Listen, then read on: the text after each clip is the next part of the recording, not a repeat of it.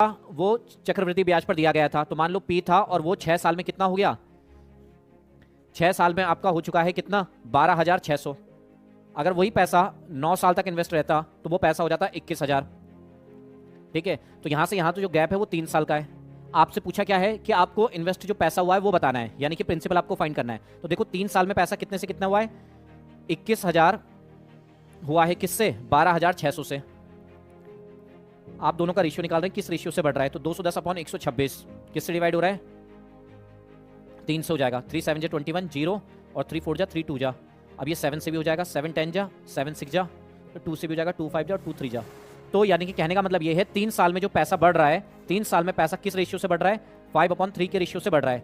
तो P से 6 साल, यानी 0 से लेकर 6 साल कितने हुए, 6 साल। 6 साल मतलब आप इसको ब्रेक कर सकते हो 3 और 3 में, 2 टाइम।